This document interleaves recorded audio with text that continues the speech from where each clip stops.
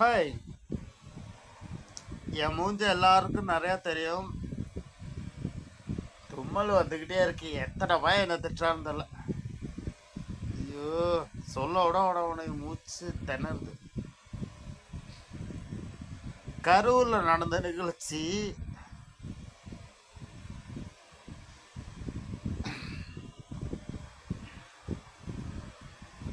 இது என்னை பொறுத்தவரை ஒரு சதி திட்டம். சதி திட்டம் நான் சொல்றேன்னா அதை ஒரு பக்கமா பார்க்காதீங்க, கண்ணு ரெண்டு பக்கமும் இருக்கு.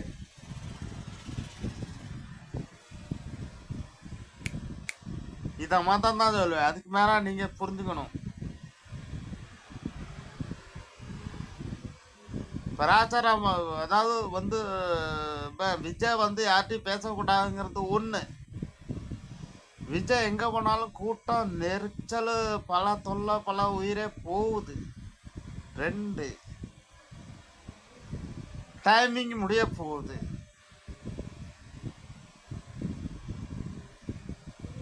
இதில் சதி திட்டம் என்னன்னு எனக்கு படிக்க தெரியாது. எனக்கு படிக்க தெரிஞ்சா நான் ஒன்றும் ஒரு வீடியோவில் கொடுத்துருந்தேன். எல்லாத்தையும் எடுத்து போட்டு குழம்பு வச்சு ரசம் வச்சு புழிஞ்சு எடுத்துருவேன்னு சொல்லிட்டு. எனக்கு படிப்பறிவு இல்லை, அதனால நான் சொல்கிறேன், அக்கடைக்கு இக்கடை பச்சா, இக்கடைக்கு அக்கடை பச்சா. எவனுமே குறை சொல்ல முடியாது, கண்ணால் பார்க்கணும். அந்த கேமராவை செக் எவனாவது தூக்கி மறைக்க அந்த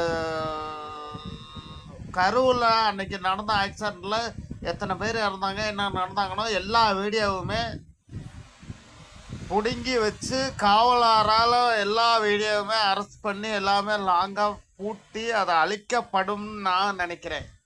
எதுவுமே அழிக்கப்படக்கூடாது, எல்லாமே அதை செக் பண்ணி ஆகணும். எல்லாமே செக் பண்ணும். இவன் விஜய் திருடனா இல்லை எதிர்கட்சிக்காரன் திருடனா?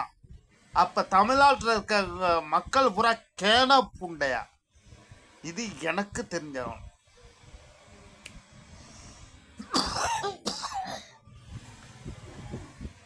எனக்கு தெரிஞ்சாகணும். எந்த வீடியோவும் மிஸ் ஆகக்கூடாது. எல்லா வீடியோவும் சிபிஐ செக் பண்ணி ஆகணும்.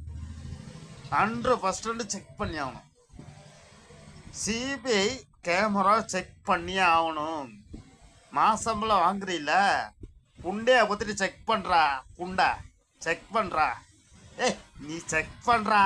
செக் பண்ணாதான் தெரியும், புண்டை எல்லாம் தெரியும். செக் பண்ணி பாரு.